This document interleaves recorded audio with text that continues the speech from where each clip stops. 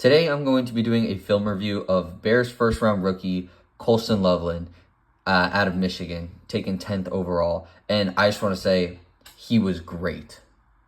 Something that really shocked me watching Loveland during this review was how good he was in the run game as a blocker. Looking at his scouting report, there was one by Lance Zierlein, I believe, who said that one of his weaknesses was that he would get ragdolled by NFL power, quote unquote.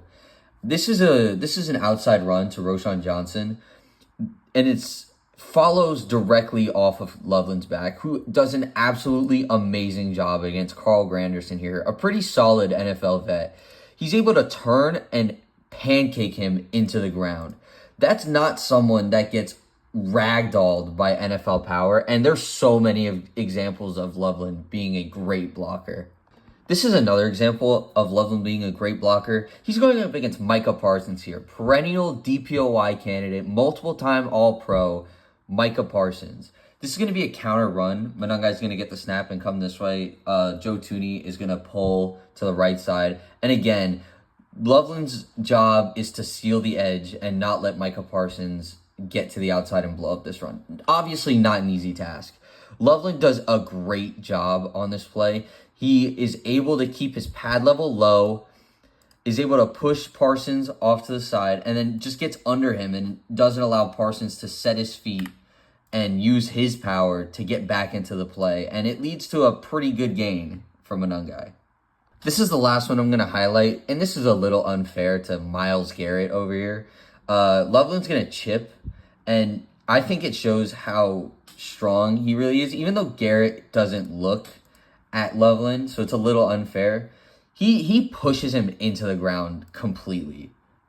I think that he surprised a lot of people with how good he was as a pass blocker, chip blocker, and as a run blocker, and that's something to look forward to for Bears fans for a long time. But the reason Loveland was drafted top 10 was because of how athletic he is and how great of a receiver he is. They did this a ton, the Bears did. They lined him up on the outside. They lined him up where Luther Burden is here, where they would have trips on the other side. He was an outside receiver maybe 30% of the time for the Bears. And he's going up against DJ Turner here. If you don't know, DJ Turner ran a 4.26 40-yard dash at his combine a couple years ago. And Loveland's just going to be on a go route.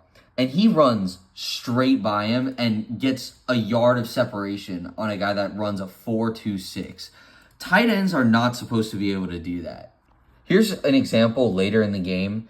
Here he is at the outside of a bunch formation. He's going to run a dig in the back of the end zone against Jordan Battle. He does a great job using leverage to get open and being very physical at the top of his route to get wide open. He doesn't get targeted here because of a little bit of pressure, but if Caleb's able to read this out, this is an easy touchdown.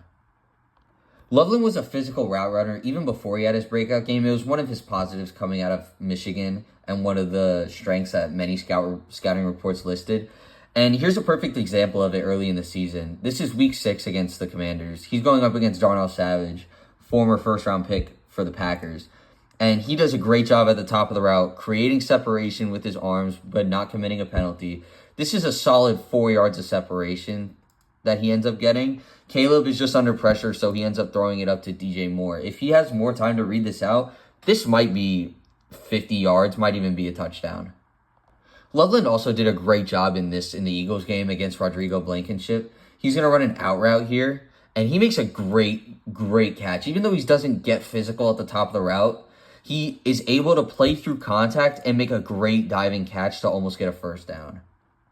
And he would later in the game be more physical with Blankenship, causing him to fall over with his little arm move here to get open for a first down on the out route.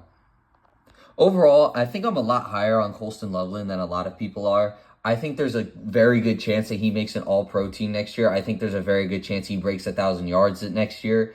He's going to be a top 5 tight end after next season, and he already led the Bears in receiving yards while being 3rd in targets. He's so efficient.